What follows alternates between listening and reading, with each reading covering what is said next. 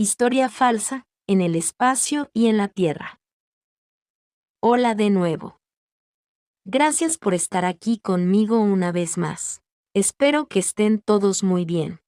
Soy Mari Suaru. Como es abajo, también es arriba. Como bien se dice, la historia la escriben los vencedores, y si se mira de cerca, la historia tal como se entiende oficialmente, y a nivel mundial, parece más bien un recuerdo de batallas y política, con personajes tremendamente exagerados en todos sus atributos, fuertemente polarizado con la dinámica del bien versus el mal de siempre.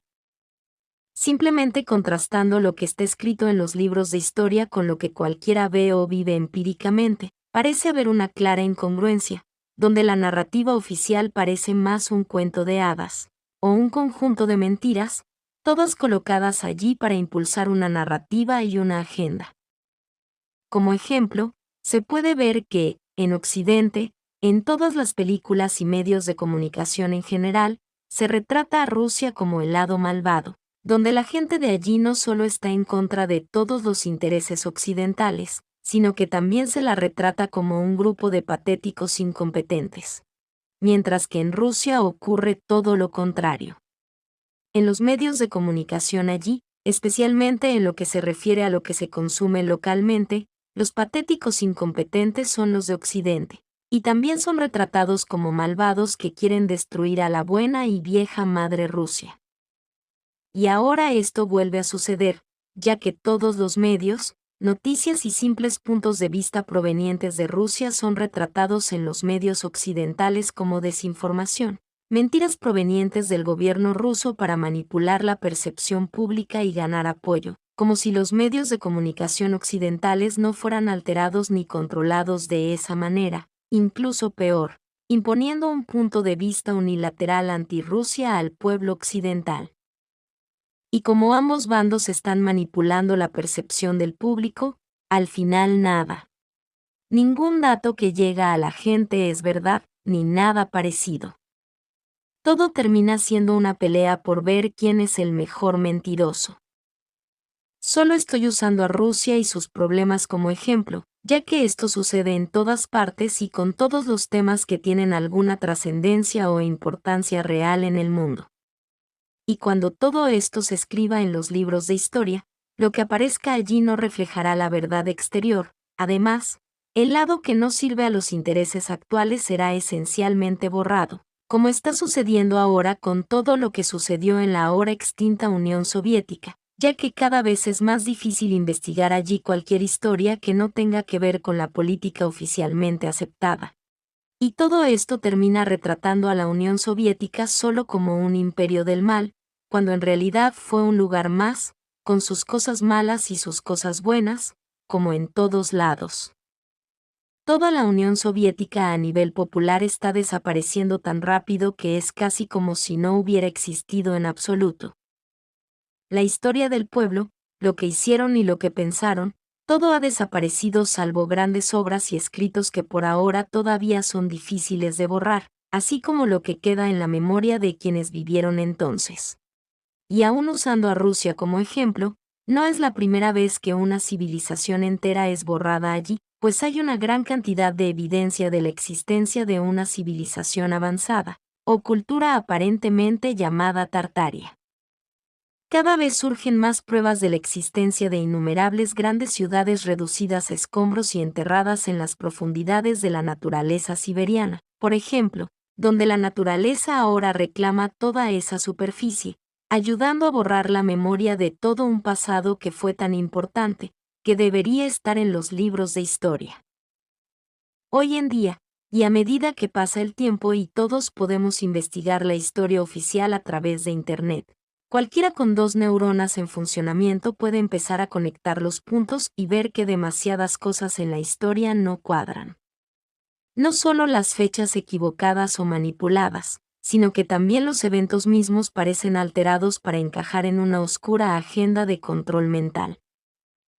Al utilizar el conocido dicho, la historia la escribieron los vencedores, en un principio todos tendemos a pensar que los hechos reales fueron alterados y escritos como hechos, pero todos editados y solo mirando las partes que sirven a los intereses de quienes actualmente están en el poder, y no como una historia completamente inventada, de principio a fin una mentira rotunda, que poco o nada tiene que ver con lo que realmente pasó. Pero ahora se están acumulando pruebas, y todas indican lo mismo. Que la historia en general es, al menos, o en el mejor de los casos, en su mayor parte inventada, tal vez con alguna verdad distorsionada o retorcida aquí y allá, incluidos acontecimientos alterados a favor de quien ordenó escribirlo, y un montón de mentiras justificadas por eventos que nunca sucedieron, o sucedieron en un contexto completamente diferente y por razones alternativas.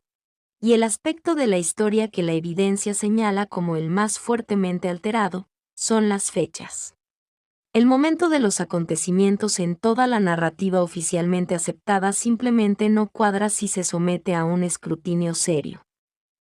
Por ejemplo, utilizando textos y libros antiguos como referencia, comparando lo que allí se dice con libros modernos sobre el mismo tema, se puede ver que hay una diferencia sustancial. Aquí es donde pueden empezar a ver que algo no está bien, y pueden ver esto, solo comparando libros antiguos disponibles públicamente con otros más nuevos. Imaginen lo que pasaría si pudieran tenerlos en sus manos. Todos esos libros que se guardan en bóvedas, como las que se encuentran bajo el Vaticano, y muy lejos del acceso y la vista del público, no es de extrañar que los escondan o los quemen. Los acontecimientos en la Tierra en general parecen estar más cerca unos de otros, ocurriendo en su mayoría en un periodo corto, no hace mucho tiempo, y no se extienden a lo largo de varios miles de años como se describe oficialmente, situando la caída del Imperio Romano en algún momento del siglo XII, por ejemplo. Sin embargo, esto es imposible de corroborar, e incluso si existiera un Imperio Romano, puesto que hoy en día parece que cuestionarlo todo puede no ser tan mala idea. Lo que vemos y sabemos sobre él puede ser parte de otra civilización también perdida en el tiempo, o reseteada por los controladores de la Tierra. Y aunque tenemos una rica variedad de documentos antiguos que le dan mucha validez al Imperio Romano, el mero hecho de que sean antiguos no significa que sean correctos, ya que la manipulación de la historia de la que estamos hablando se remonta a mucho tiempo atrás, y no es nada nuevo.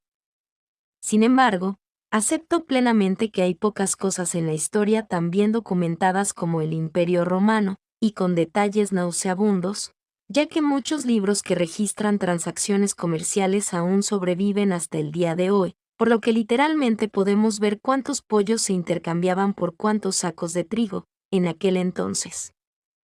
Pero incluso en esos detallados libros comerciales las fechas son un problema, ya que no usaron números actuales durante años, y la gente usó muchos calendarios a lo largo de los siglos, como calendarios lunares, calendarios julianos, calendario romano, calendario islámico, calendario hindú, calendario budista, calendario japonés, calendario chino, calendarios egipcios, entre muchos otros, donde la traducción de uno a otro se convierte en una completa pesadilla, y quedó, y queda, en manos de supuestos expertos que la mayoría de las veces están en el papel remunerado de los oligarcas y las personas en el poder, que son precisamente los vencedores que arreglan las cosas según sus intereses.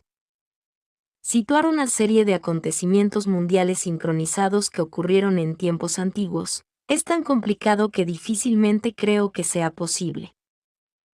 Luego podemos mencionar la datación de cosas usando métodos de desintegración radiactiva, como el infame carbono 14, que se ha demostrado muchas veces que es notoriamente impreciso, pero hay otros como los siguientes, y algunos de ellos pueden ser bastante exactos. Hay bastantes y todos ellos son tipos de datación radiactiva. Incluyen la datación con potasio-argón, que es útil para rocas de más de 100.000 años. También existe la datación con uranio-plomo, que tiene un rango de edad de 1 a 4.500 millones de años. Puede usarse durante periodos tan largos porque la vida media del uranio que se convierte en plomo es de miles de millones de años, del orden de la edad de la Tierra, 4.500 millones de años, utilizando tiempos y datos oficialmente aceptados, por supuesto. También existe otro método llamado termoluminiscencia que se puede utilizar en la cerámica, así como la hidratación de obsidiana y la datación de rastros de uranio, que es cuando se observan los rastros que deja la descomposición del uranio. Como dije, algunos de estos métodos alternativos pueden ser muy precisos, aunque no todos los métodos pueden usarse en todo tipo de materiales u objetos, ya que la mayoría solo son útiles para cosas extremadamente antiguas. Pero el problema es que cuando se utilizan esos sistemas precisos para fechar artefactos en la historia de la Tierra, el resultado nunca corresponde al periodo de tiempo en el que se supone que se encuentran, según la narrativa histórica oficial. Esos métodos precisos de datación entran en gran conflicto con la narrativa histórica oficial y respaldan firmemente lo que digo en este video. La ciencia pura y dura está demostrando que todos los libros de historia están equivocados. Y esto explica por qué esos métodos de datación exacta se utilizan tan raramente, ya que nadie en el poder en la Tierra quiere que las fechas exactas se expongan al público, porque destruiría su narrativa falsa. Así que te puedo asegurar que datar cosas en la Tierra es casi imposible, pero entonces, y después de todo lo que he dicho, se estarán preguntando por qué no voy a los archivos de la Federación Galáctica a buscar la historia real de la Tierra, o por qué no uso los datos de las naves que saltan en el tiempo que todos conocen. En primer lugar, esas naves, como la ahora famosa clase Suzy, no saltan en el tiempo usando fechas. Simplemente no programas una fecha en la computadora y la nave te lleva allí. Funcionan con mapas de frecuencia, por lo que puedes saltar a un lugar en el tiempo y la historia, y todavía puedes pensar que estás en ese año del pasado, pero erróneamente, porque una vez más, el sistema de datación utilizado en los mapas de frecuencia no coincide con el calendario oficial, y la traducción de un sistema al otro es un verdadero desastre. E incluso a pesar de la dificultad de traducir la datación por mapa de frecuencias a la datación por calendario moderna, podemos comenzar a ver una verdadera avalancha de incongruencias y tiempos falsos en toda la narrativa histórica oficial. Y estos son los primeros indicadores para nosotros de que este tema debe ser investigado a fondo, ya que es una gran pista sobre cómo funciona realmente toda la Matrix en la Tierra. En cuanto a los archivos de la Federación, mi grupo y yo los usamos todo el tiempo, y hay grandes inconsistencias allí. Nuevamente, los eventos registrados en los archivos históricos de la Federación no coinciden con la narrativa oficial en la Tierra.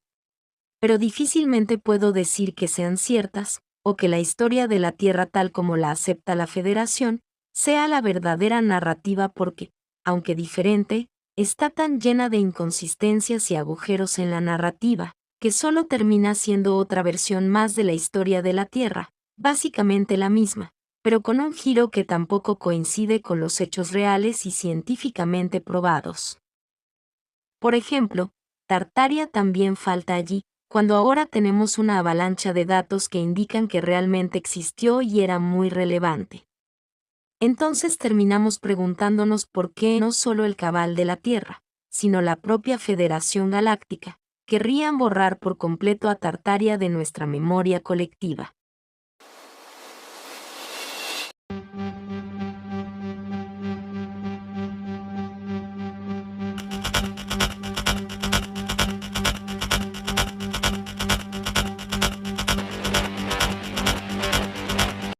Tanto para la gente de la Tierra como para la del espacio.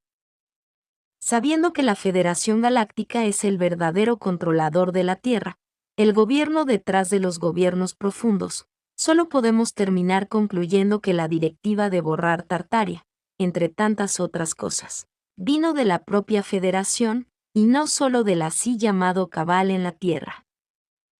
Una vez más y desde otro ángulo, todo apunta a que la Federación Galáctica es quien controla toda la narrativa en la Tierra y en otros lugares, donde quiera que tenga sus tentáculos, y lo digo sin fijar ningún juicio sobre el bien y el mal esta vez, ya que este tema es extremadamente complicado. Concluyendo que la Federación Galáctica tuvo que estar detrás de la agenda para hacer desaparecer Tartaria, y explicando la fuerte evidencia de grandes ciudades perdidas en el área del sur de Siberia, la actual Rusia profunda, como simples construcciones nómadas, cuando podemos verlas claramente desde el espacio como grandes estructuras que pueden extenderse varias hectáreas, y en algunos casos incluso kilómetros cuadrados, más congruentes con ciudades avanzadas, y no con pueblos nómadas, podemos ver que la Federación Galáctica oculta muchas cosas. Concluyendo que toda esa gran civilización en la Tierra fue borrada y la Federación Galáctica tuvo que estar detrás de eso, no podemos evitar conectar a la Federación con los llamados reseteos de civilizaciones en la Tierra que ahora estamos llegando a ver y comprender. Los provocan y luego quieren borrar nuestra memoria colectiva, como dije más arriba, tanto en la Tierra como en el espacio. Puede que esté aquí arriba y que tenga acceso a los archivos de la Federación, entre muchos otros, pero ni siquiera aquí puedo saber la verdad exacta o definitiva. Lo único que puedo hacer es compartir lo que veo y lo que encuentro. Es mi perspectiva, y junto con la suya tal vez podamos acercarnos a la verdad sobre la historia en la Tierra, y también en otros lugares, porque este problema con la historia no es exclusivo de la Tierra, como voy descubriendo. El mismo problema de historia falsa y mentiras también está pasando con otras civilizaciones no humanas que casualmente también están bajo el control de la Federación. Por ejemplo, puedo afirmar que algo huele a pescado podrido con un olor a rata, en la historia oficial de los Centauri o Alfrateanos, como abordaré en mi próximo video sobre ellos. Gracias si llegaste hasta aquí en mi video. Gracias por darle like y suscribirse para obtener más información si consideran que es valiosa para ustedes. Y espero verlos aquí la próxima vez. Con mucho cariño. Su amiga, Mari Suaru. El pasado de la Tierra fue muy diferente a lo que les cuentan a todos, ya que muy recientemente tuvo una civilización muy avanzada, tal vez incluso interestelar, ya que la Federación Galáctica está ocultando mucha información y bloqueando los esfuerzos de todas las personas, humanas o no, que se atreven a investigar y exponer este tema. Y sospecho mucho que fue interestelar, simplemente sumando toda la información que tengo, y es mucha.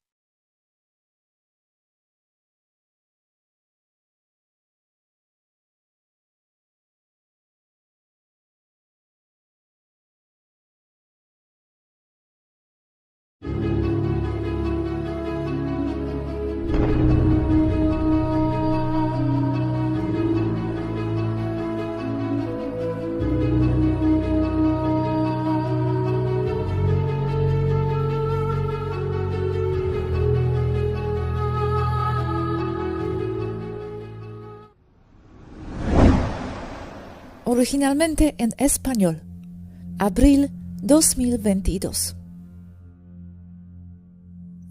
Atena, ¿hay alguien de la nave que ha visitado esos dooms de Ucrania o los del Monte Buzegui? No tengo la respuesta. Es que tengo curiosidad por eso. ¿Cómo se conectan desde Ucrania a Egipto y cosas de esas? Creo que hasta se conectan con ciudades intraterrenas en Asia. Sé que se conectan por túneles, pero ¿qué sistemas de iluminación hay y todo eso? Todo está conectado por abajo. Todo o prácticamente todo.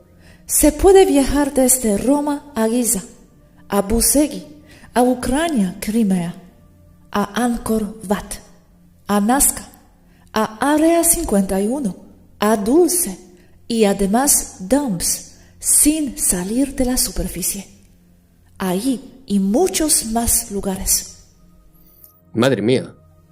Hay una red subterránea que cubre toda la Tierra por abajo. Esto ni siquiera es nuevo. Pero me interesan más los túneles antiguos, no los nuevos. Es que los túneles se funden entre los antiguos y los nuevos, y los reacondicionados antiguos y los antiguos abandonados. La Tierra no es hueca como tal, eso es falso, pero sí se compone de cavidades enormes a pequeñas, conectadas por redes naturales de orificios y pasadizos que se suman a los artificiales, creando un mundo entero abajo, con pueblos y civilizaciones que cooperan y luchan entre sí a veces. Es un queso gruyere interconectado. Hay más cosas abajo en cuanto a gente, habitantes y ciudades, tecnología y naturaleza que en la superficie. La sobrepoblación mundial es falsa, la de la superficie, aunque así no se perciba, porque todos están amontonados en las grandes ciudades y en áreas que sí están sobrepobladas. Pero eso es una mala distribución causado por los controladores.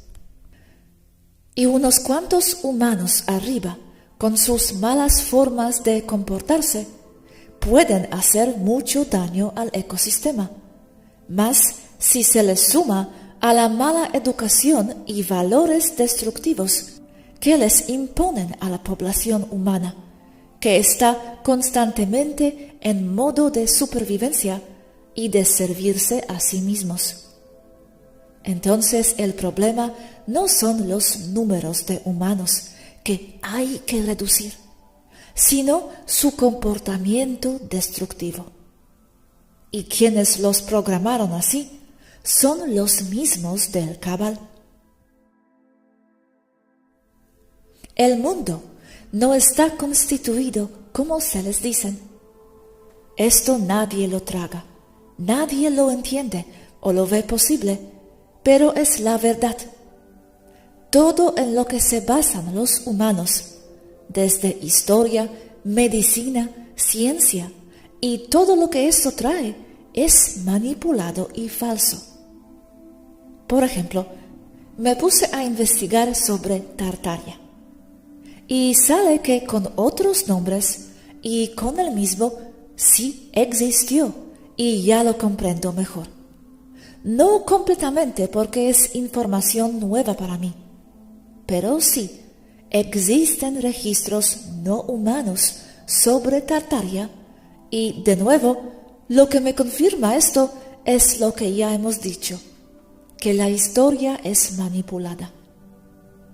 Borraron una civilización entera y hace poco tiempo, solo a mediados del siglo XIX, terminando completamente en 1938, aunque ya venía en decadencia desde los años 1700. Pero esto también es algo no precisable, porque los tiempos no corresponden del todo, ni con Tartaria ni con el resto de la historia terrestre. Lo que he encontrado es que no corresponden los tiempos, pero de forma mucho más grave que solo esos 300 años que se supone que le agregaron al calendario juliano. Todo parece ser más compacto.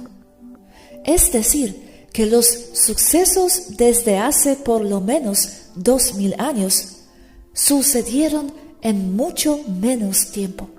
Hablo de unos cuantos cientos de años, siendo que varios personajes de la historia se repiten como si fueran la misma persona, que muy probablemente lo eran. Personajes mayormente que ya no se conocen, pero que yo encontré gracias a que investigando vi que otras personas terrestres ya habían visto cosas similares, molestamente similares entre Napoleón y Hitler, y entre Lincoln y JFK. Si bien estos últimos sí parecen haber sido dos personas diferentes, parecería que hay algo turbio entre Hitler y Napoleón, demasiado paralelismos, pero no puedo explicar qué aún.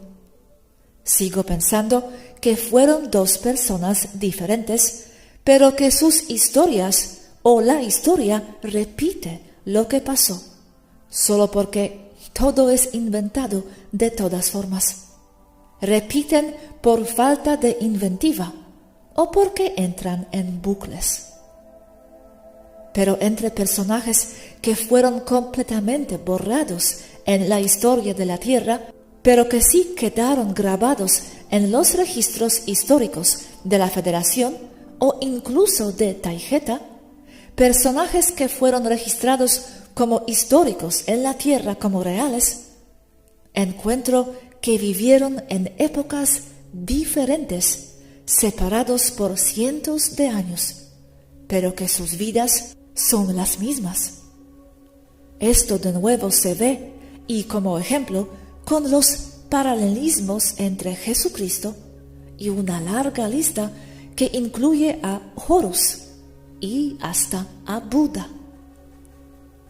Entonces, aunque la historia en la Tierra se considere bien documentada, al grado que historiadores le encuentran sentido y linealidad y documentación, y más recientemente hasta fotografías y evidencia física de toda clase que les sustenten su historia oficial, es decir, todo el enorme, gigantesco bulto de información y de datos, documentos, evidencias y cosas en firme de cantidades enormes, corroborado por incontables fuentes, inclusive desde otras culturas que supuestamente no han tenido contacto entre sí, todo apuntando en la misma dirección, lo que forma la evidencia que sostiene la narrativa histórica como real. Aún con eso enfrente, se encuentran agujeros críticos de información que colapsan todo.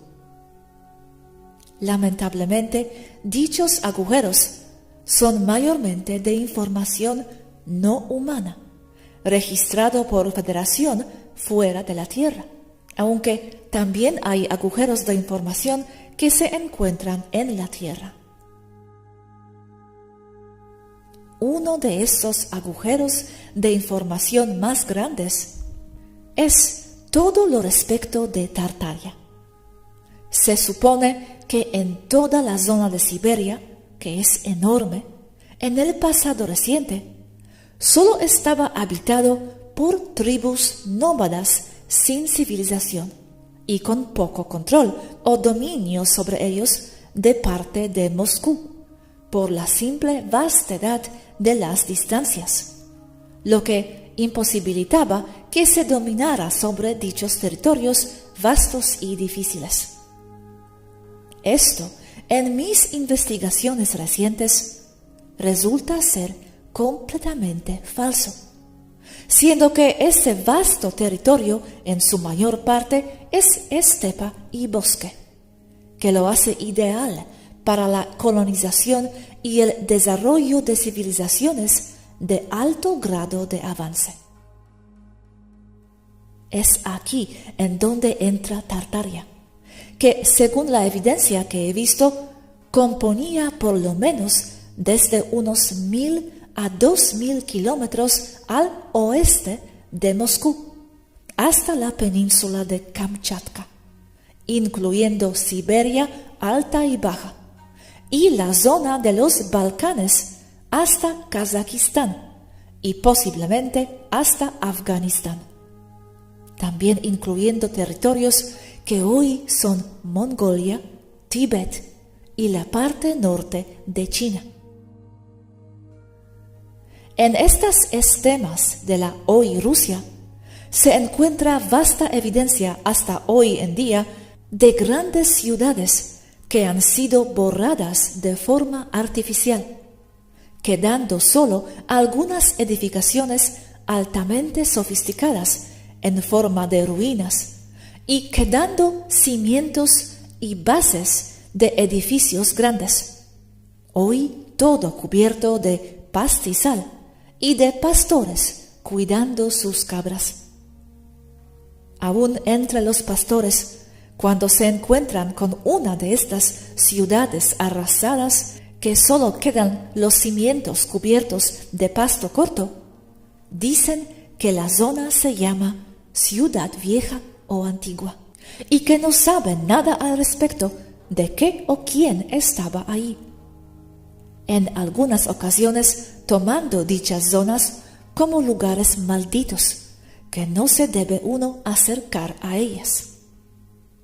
No estoy hablando de una o dos ciudades, sino de restos de más de 50 grandes, es decir, de varios kilómetros cuadrados, básicamente de las dimensiones de ciudades modernas, la mayoría de las cuales ya se encuentran debajo de tierra y de pasto y sedimentos, y borrados por las arenas del desierto Gobi, mongol y chino.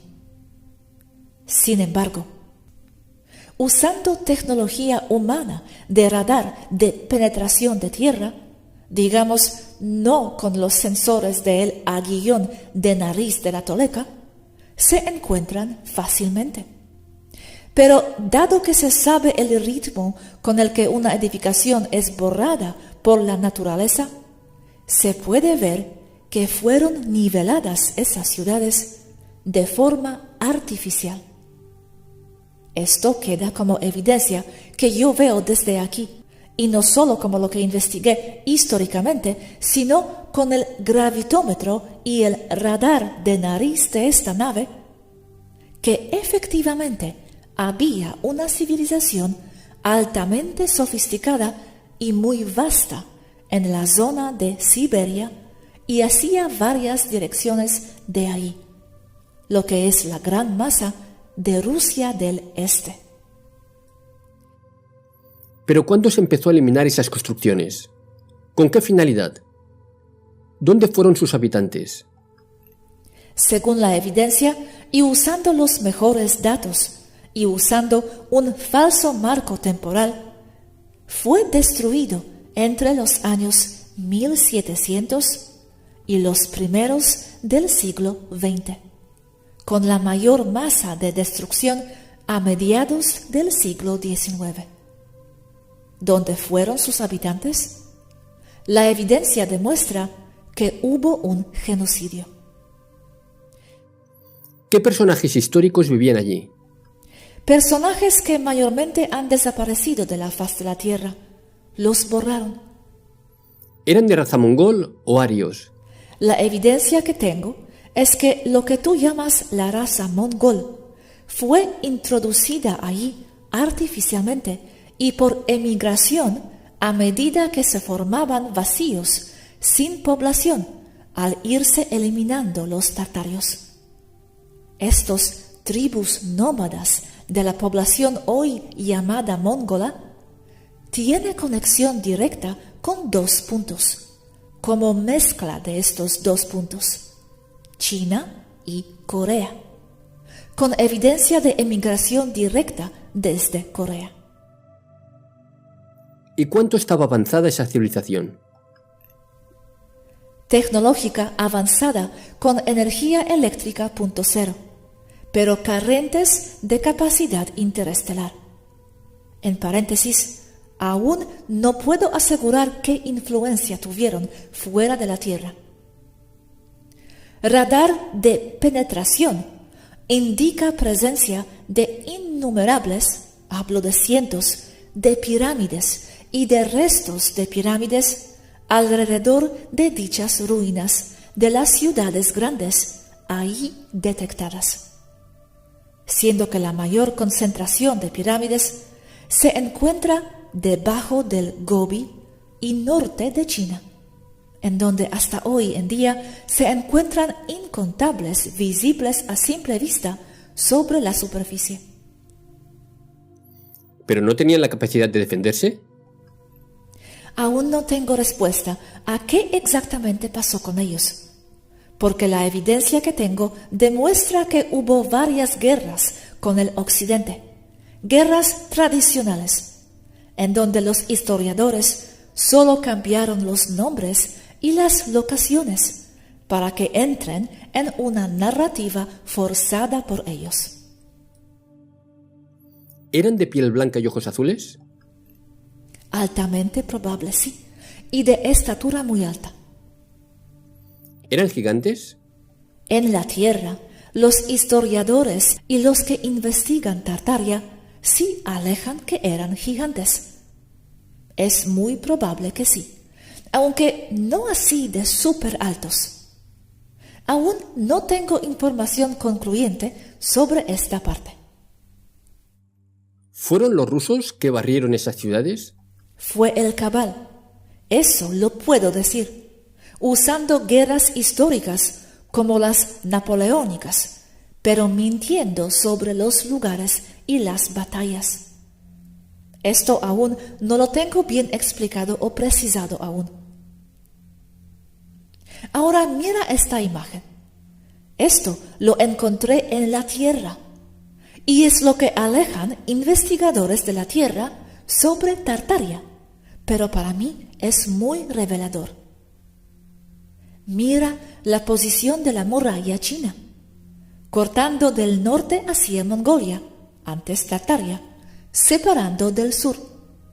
Los chinos alegan que ellos la construyeron para defenderse de las invasiones del norte. Pero mira, dime qué ves mal en la imagen. Pero ten en cuenta que a la derecha es Mongolia y Rusia, y a la izquierda es China. Ya lo veo. La zona de los arqueros está apuntando a China. Se defienden de China. Eso significa que la muralla no es china, sino de Tartaria. Ajá, exacto. Esa muralla no es de construcción china, sino de los tártaros para defenderse de China.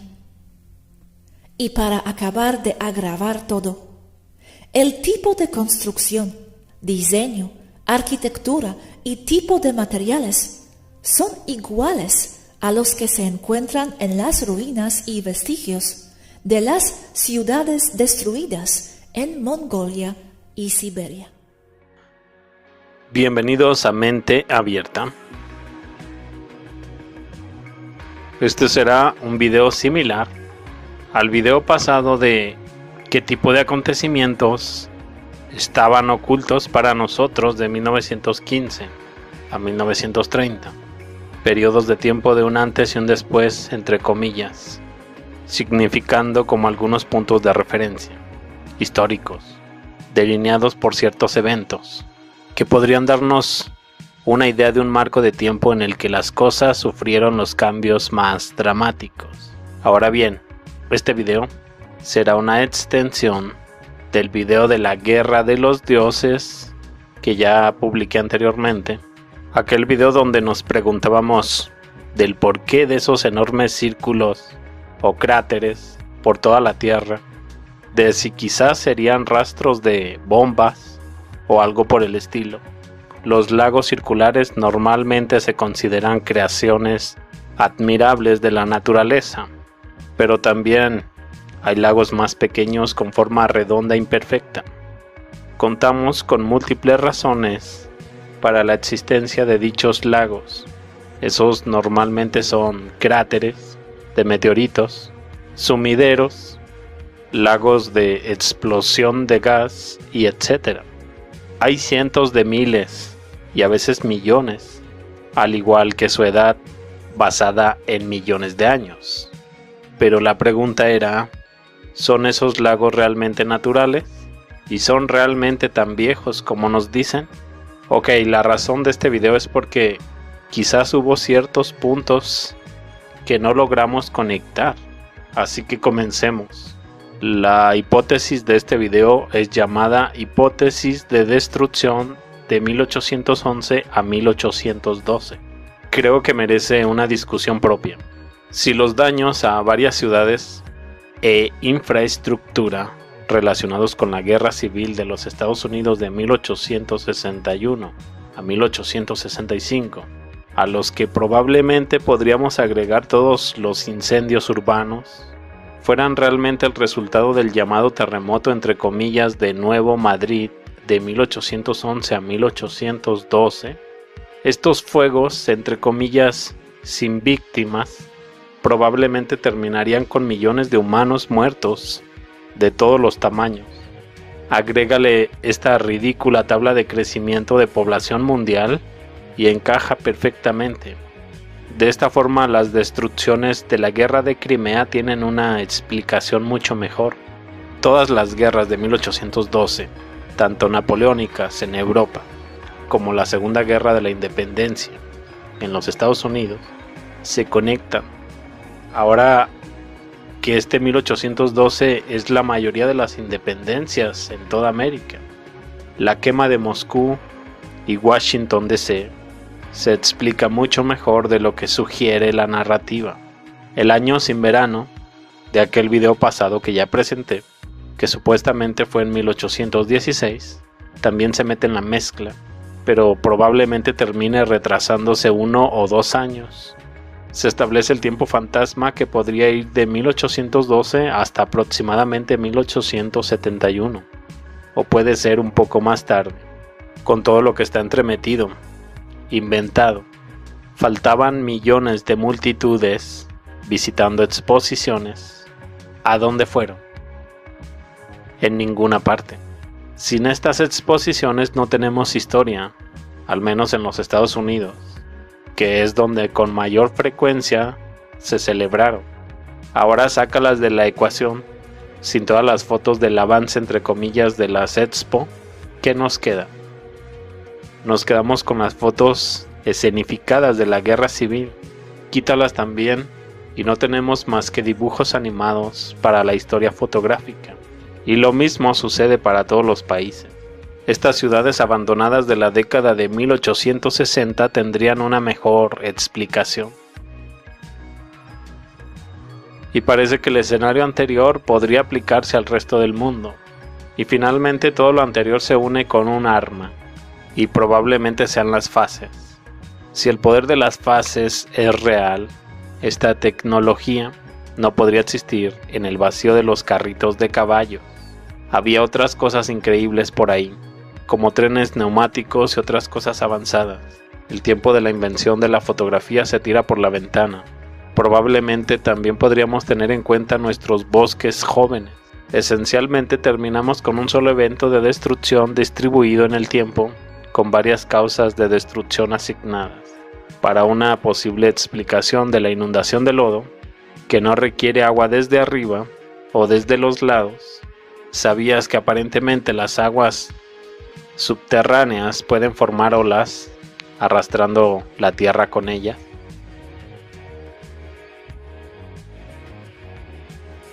Creo que esta Segunda Guerra de Independencia en Estados Unidos, 1812, también conocida como la Segunda Guerra de la Independencia, está siendo minimizada deliberadamente, mientras que duró entre 1812 y 1815, 3 o 4 años.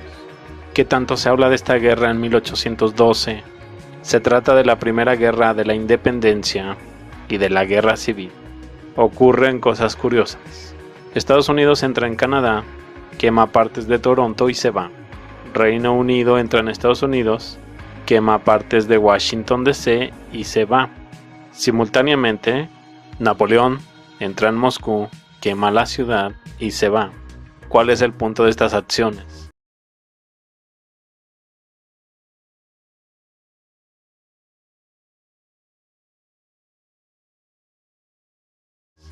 Seguro que hay muchos plausibles. Lo anterior da como resultado el año de 1816 sin verano en Estados Unidos y Europa Occidental. Casi al mismo tiempo, América, en Sudamérica, están luchando por la independencia, están vistiendo uniformes muy similares y quemando entre comillas sus propias ciudades en el proceso. California sufre su propio terremoto entre comillas de 1812. también Caracas en Venezuela. En lo que respecta a las ruinas Capricho, y considerando el tiempo falso proporcionado, quizás los pintores Capricho estaban representando ¿qué? Exactamente. Las fechas que tenemos podrían ser para la narrativa. Podríamos tener 1815, seguido por 1816, con un año de diferencia. Los controles podrían tomarse un descanso de 100 años para hacer lo que consideren necesario. Después de 100 años simplemente reiniciarían con 1816.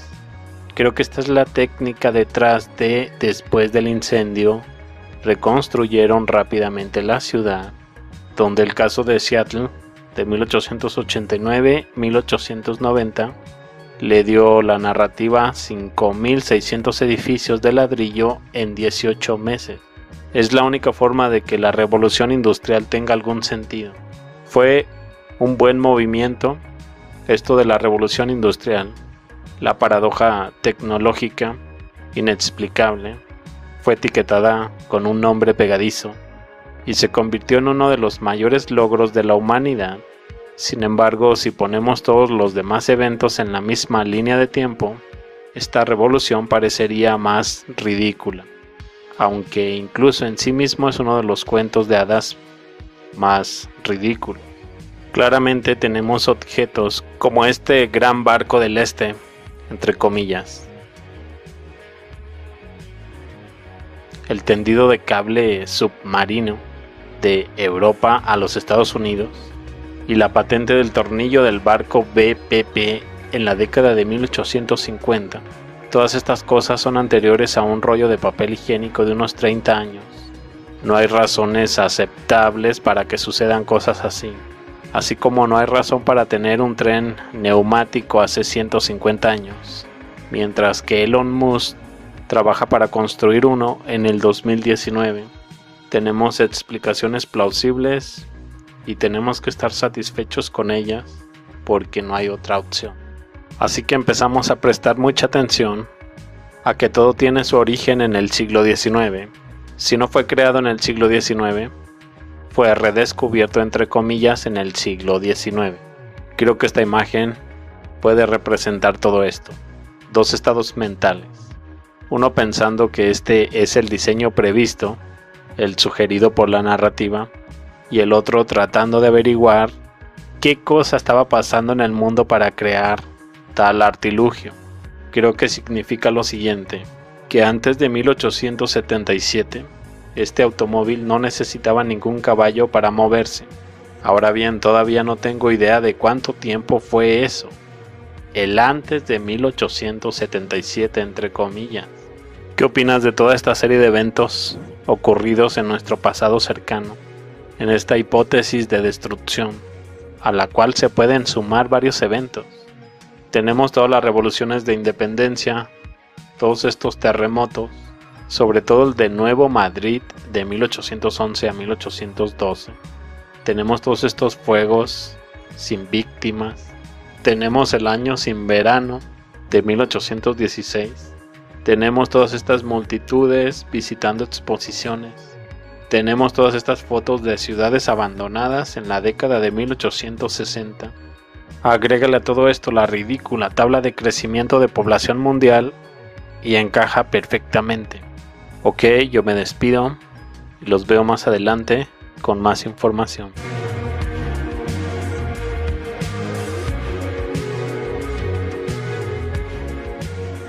Otra cosa que encontré y me llama mucho la atención es que si buscas en internet sitios arqueológicos de Mongolia, no encuentras casi nada o nada, siendo que la zona está plagada de sitios aún visibles para quien esté ahí físicamente. Las imágenes muestran misteriosos dibujos de un tamaño tan gigante que serían visibles desde el espacio y que han despertado una gran curiosidad en la red. Algunas podrían incluso medir más de 2 kilómetros, y lo más curioso es que los internautas las han localizado en pleno desierto, lejos de carreteras y poblaciones. La herramienta fotográfica del buscador nos permite ver con bastante precisión las líneas y observar cómo la tierra movida se ha posado encima. En esta otra estructura circular no muy lejana se pueden apreciar en el centro 3 aviones abandonados rodeados por enormes agujeros. Y hay muchas más. De momento, y a falta de confirmaciones oficiales, se trata de un gran enigma que algunos explican en clave de instalaciones militares. No son los únicos dibujos de la Tierra que se aprecian desde el espacio. Las líneas de Nazca, en Perú, fueron trazadas hace miles de años, pero se descubrieron a principios del siglo XX. Se trata de centenares de diseños de todo tipo, incluyendo figuras bastante complejas que ya son patrimonio de la humanidad. Nada que ver con estos otros diseños que despertaron una gran polémica en Reino Unido. ¿Qué o quién los realizaba? Se descubrió que un granjero inglés con mucho sentido del humor las hacía cómodamente sentado en su tractor por las noches. Oh, wow, Mongolia. Tengo fantasías sobre este lugar por años ya. Es mi sueño ir ahí. ¿Teníais algo que ver con Mongolia, los taigeteanos? No que yo recuerde. Mi imagen es estepa Eurasia. No precisa más, pero justo ahí donde yo digo. Entonces me da curiosidad, ¿por qué siento tanta conexión con Mongolia? Es como mi punto favorito del mundo entero. Siento mucha nostalgia por estar ahí. ¿Hay algo especial ahí? Se dice que el desierto Gobi es muy místico. Puede ser por los desiertos en general. Además, Gobi es un sitio con alta concentración de piedras y de subsuelo magnético. Por lo tanto, es zona de alta energía en general. Ahí las brújulas no sirven, bailan ahí. Es problema para la navegación aérea ahí, por lo menos de baja altura. Ok, curioso, sí, puede ser. Pero siento como he estado ahí, como que tengo conexión con esos terrenos. Las Svarus no han tenido nada específico en sus vidas relacionado con esas zonas. No que yo recuerde. Pero sí puede ser por translación o traslado de experiencias en Sindriel Aldebarán, ya que el terreno es muy similar y también es un lugar altamente místico.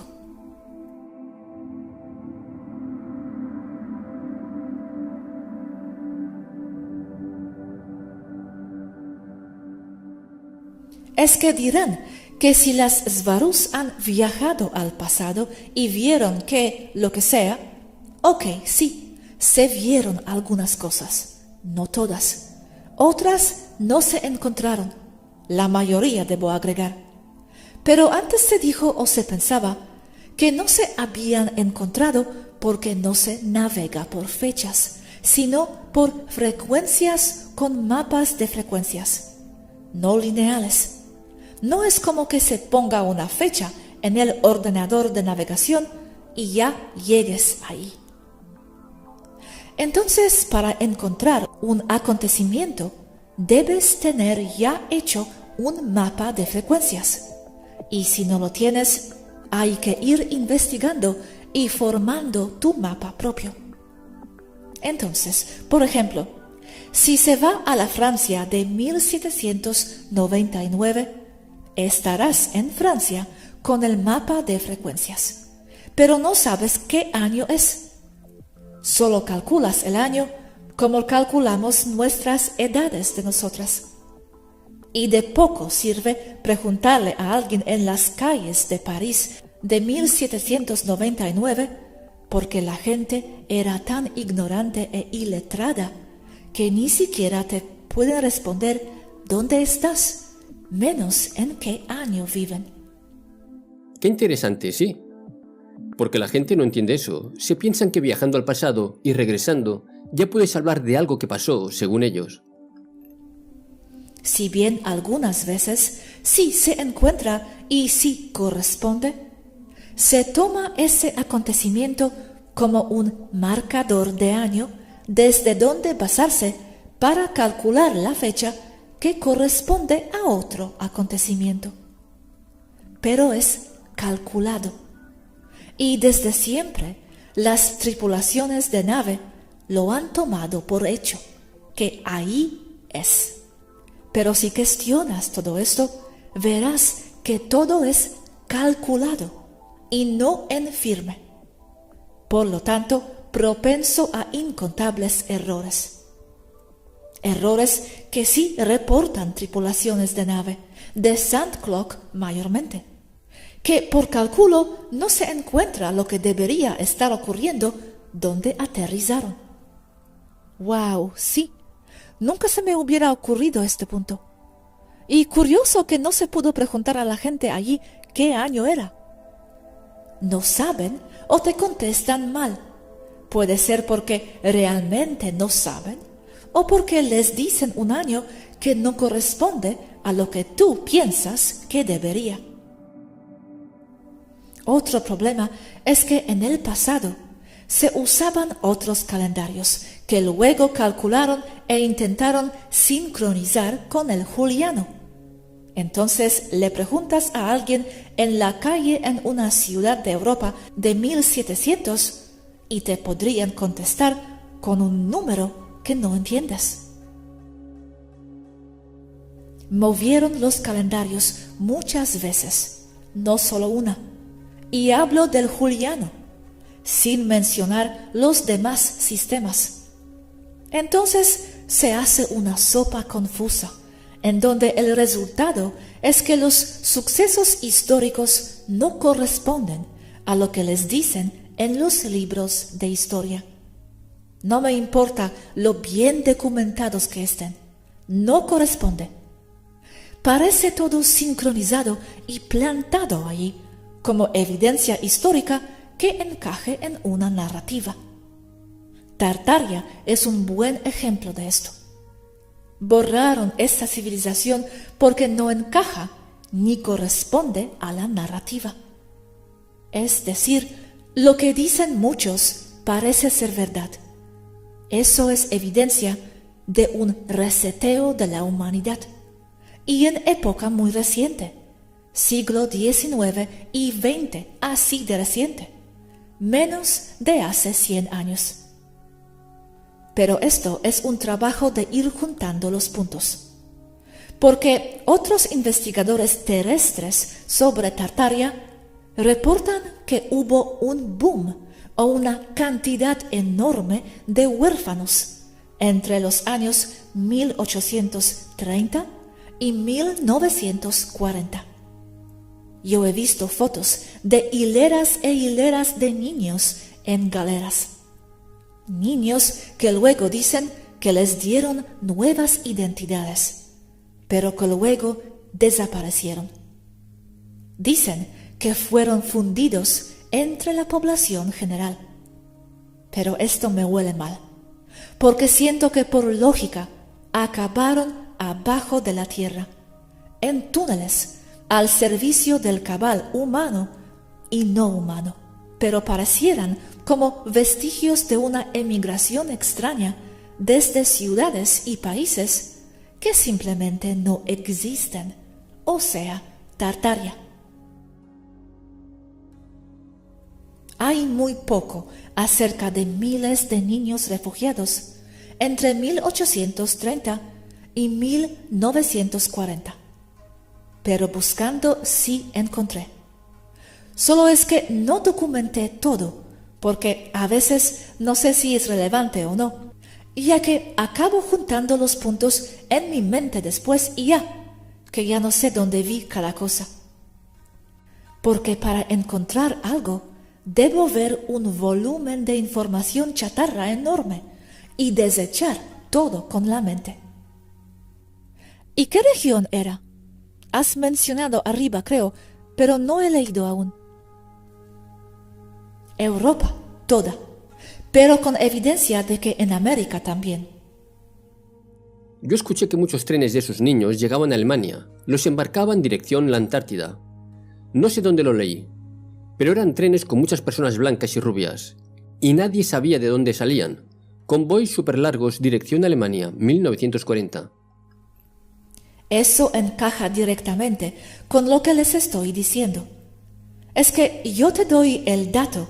Ciudades grandes del tamaño de modernas, destruidas en la parte central de Rusia hacia principios del siglo XX. Y tú me dices trenes llenos de gente joven blanca en el mismo marco temporal. Encajan las piezas. Parece que no mataron a los jóvenes. Los necesitaban como esclavos. Eso parece, sí, exacto. Desaparecieron bajo tierra, lo más probable. Por lo menos la mayoría. Dejando afuera algunos cuantos para tapar apariencias.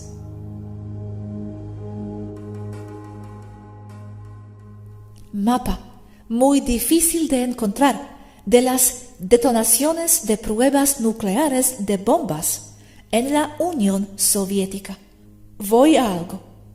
Conectando puntos, las detonaciones no fueron en un solo lugar apartado, sino regadas por toda Rusia. Se les llaman pruebas atómicas, pero las ponen por todas partes, aparentemente en desorden. La mayoría fueron pruebas subterráneas.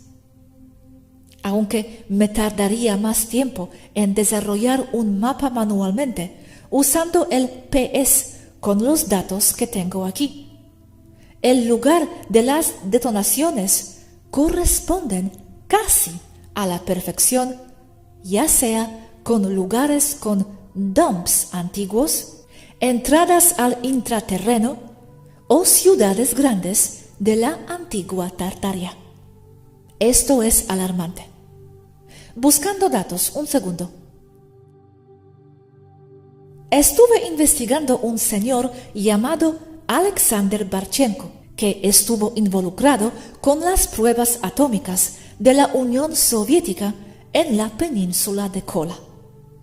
2 detonaciones se ven en el mapa ahí, en la península de Kola, en mi mapa arriba. Él, luego de compartir lo que les diré a continuación, fue enviado a Siberia, en donde fue fusilado por alta traición. Tengo otra versión que dice que murió ahí en prisión. Él asegura que se estaban haciendo detonaciones subterráneas con bombas diseñadas para producir ondas de choque hacia abajo, y que las bombas eran de energía comprimida, traducción directa del ruso, y no atómicas, y que eran para destruir un enemigo de Rusia escondido en cavernas profundas. Entonces, si Barchenko tiene razón, no tenemos por qué concluir que solo estaba pasando eso en la península de Kola, sino en toda Tartaria. Lo que me lleva a concluir circunstancialmente que los sobrevivientes de las guerras de exterminio contra los tartarianos entraron bajo tierra, en donde su civilización ya tenía instalaciones. La correspondencia de los lugares arqueológicos más los lugares de dumps antiguos avienta que no eran detonaciones de prueba, sino que efectivamente eran ataques contra intraterrenos. Lo mismo puedo trasladar a las pruebas nucleares de Nuevo México en USA, simplemente porque es uno de los puntos con más bases no humanas, nuevas y antiguas, en suelo americano, lo que me hace pensar que no sería un lugar apropiado para pruebas de detonaciones subterráneas.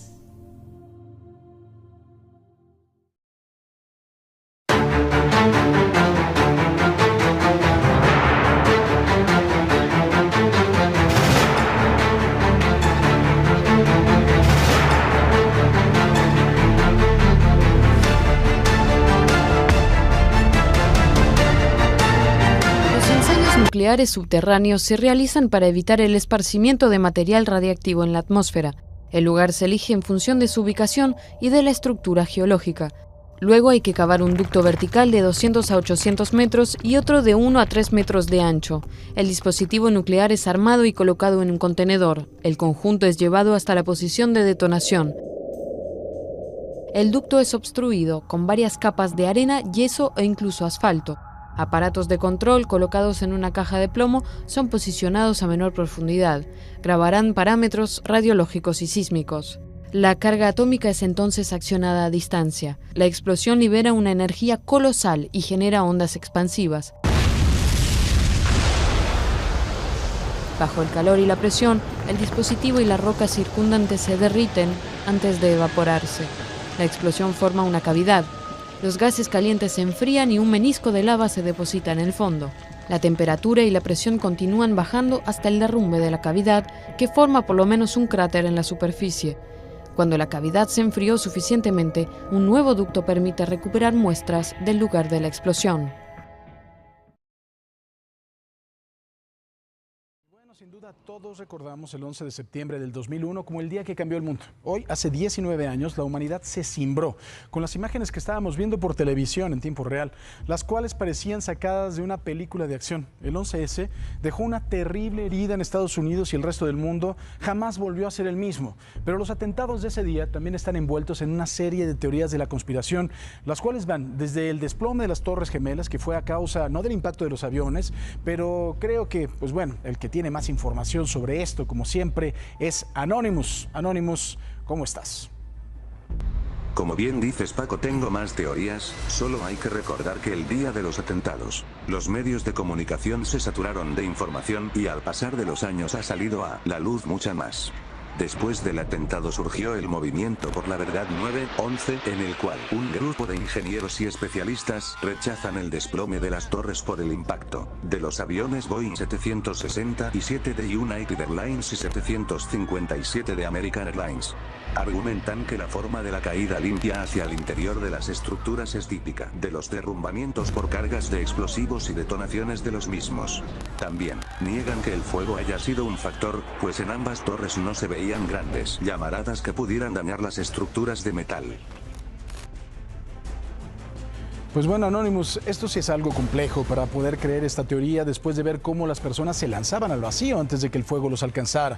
Recuerdo también que en el año 2002 se publicó el libro La Gran Impostura del escritor y periodista francés Thierry Meyssan, en el cual se refuerza la teoría de que un misil fue el que destruyó el ala oeste del Pentágono y no un Boeing 757 del vuelo 77 de American Airlines, ya que no aparece ningún resto de la nave en el lugar ni evidencias de que el avión se estrelló. Para los gobiernos de Estados Unidos, el avión se desintegró completamente por el impacto.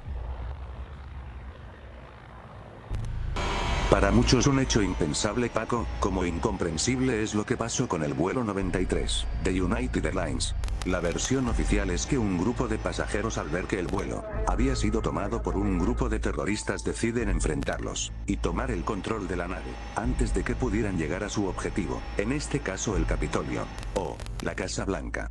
Pero varios teóricos de la conspiración argumentan que este vuelo fue derribado por cazas estadounidenses al encontrarse el país en alarma nacional. Esta versión corrió en las primeras horas de los atentados ante la vorágine de la información, pero al final se cambió por la revuelta de pasajeros e incluso se realizó la película United 93. Y bueno, el más puro estilo de Hollywood, Anonymous, pero en esta línea de las conspiraciones hay una que llama la atención y es sobre la autoría de los atentados. Estados Unidos declaró que Osama Bin Laden como el enemigo número 1 del pueblo norteamericano, pero hay quienes argumentan que este personaje fue creado por la CIA y que trabajó o trabaja, pues también se duda de su muerte, para los servicios secretos norteamericanos. En esta teoría aparece nuevamente Thierry Meyssan, quien acusa a la familia Bush de tener numerosos negocios en común con la familia Bin Laden, y las finanzas de ambas familias son administradas por la firma Carlyle Group.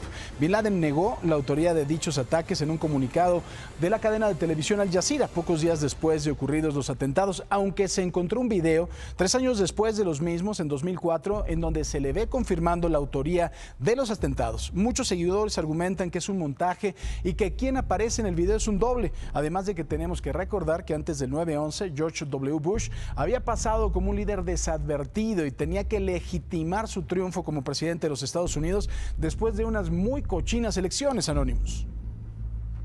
Y justo con esta teoría, Paco, caemos a lo que muchos piensan sobre lo que vino después, que los atentados solo fueron un pretexto para desatar una guerra con Afganistán, la cual estaba preparada desde años antes en coordinación con los británicos. Incluso se habla del movimiento Dejar que ocurra a propósito, en el cual se dice que el gobierno norteamericano estaba enterado de que ocurrirían los ataques, y deliberadamente no hizo nada para prevenirlos, además de que fue la propia CIA quien los orquestó y realizó, en una operación de bandera falsa.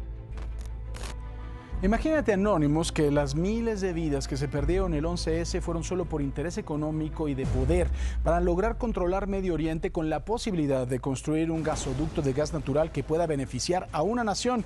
Y Halliburton, la empresa consentida del vicepresidente Dick Cheney, y esto sería también pues de una bajeza humana sin precedente, pero todo esto solo queda en las teorías de la conspiración, en hechos sin fundamentos, en posibilidades, en dichos de quienes quieren saber una verdad de un 11 de septiembre que dejó a los Estados Unidos más frágil que nunca y al mundo lleno de miedo y de dudas.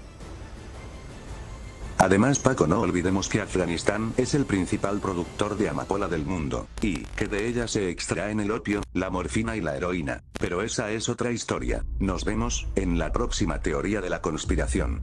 Muy bien, Anonymous, estaba yo viendo dónde estabas, por eso preguntaba. Gracias, Anonymous, y vamos a estar, por supuesto, aquí manejando las teorías de conspiración que tú tienes y manejas bien. Ubicada en Kazajstán, Semipalatinsk fue la instalación de pruebas nucleares más importante de la Unión Soviética y la más grande del mundo, tan grande en extensión como toda Bélgica. En lo que constituye uno de los capítulos más negros de la confrontación de la Guerra Fría entre Estados Unidos y la Unión Soviética, en este laboratorio nuclear se explotaron más de 450 bombas atómicas en un periodo de 40 años, y las autoridades soviéticas nunca advirtieron a los lugareños sobre el riesgo al que se exponían. En este video conoceremos más detalles de Semipalatinsk, el lugar donde la Unión Soviética hacía sus pruebas nucleares. La zona fue elegida por su geografía, por su relativa cercanía a Moscú en comparación con Siberia, y porque según el temido director de la policía secreta y más tarde jefe del proyecto soviético para la bomba atómica, Laurenti Beria, era un lugar prácticamente deshabitado.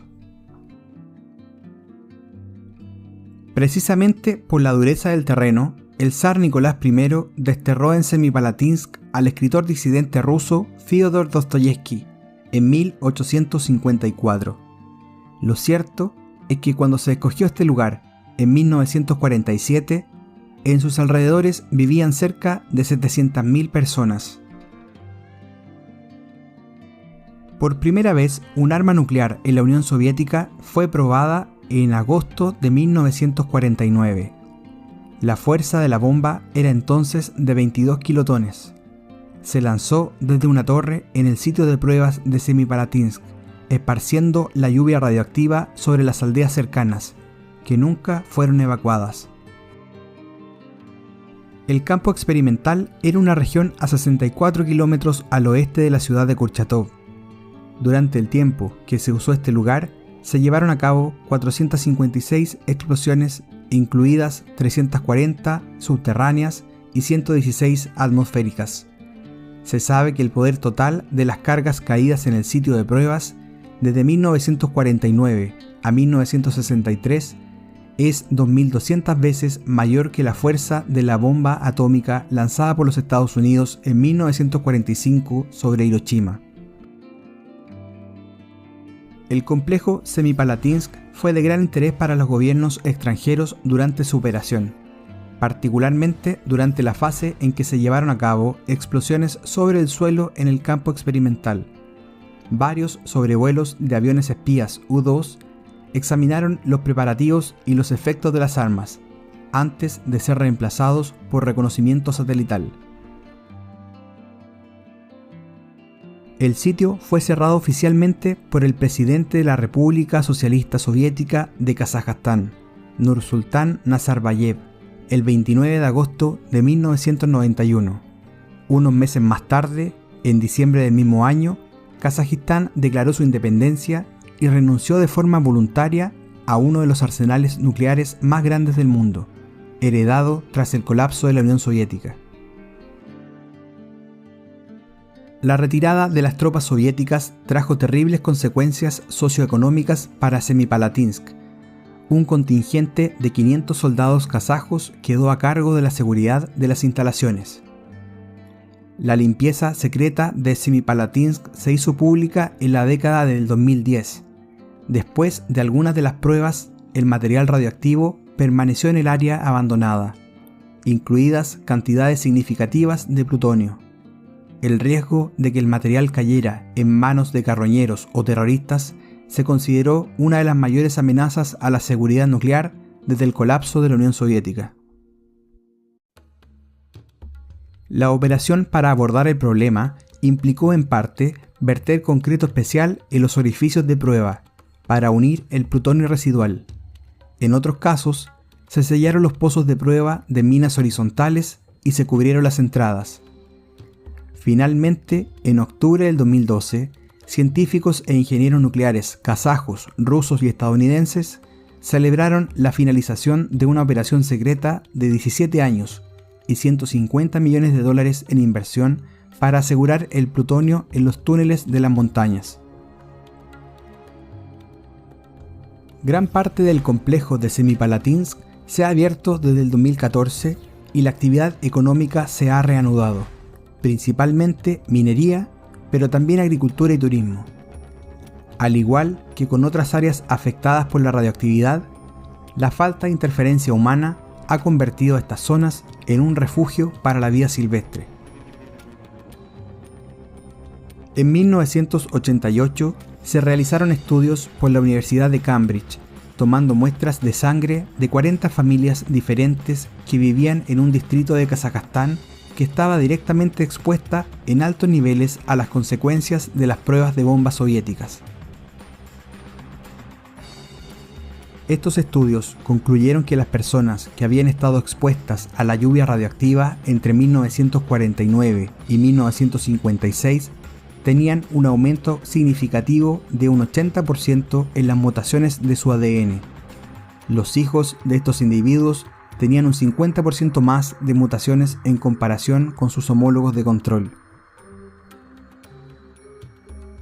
Las autoridades soviéticas ocultaron todo el impacto de la exposición de la radiación durante muchos años. El consenso general de los estudios de salud realizados en el sitio desde que se cerró es que la lluvia radioactiva de las pruebas nucleares tuvo un impacto directo en la salud de unas 200.000 residentes locales.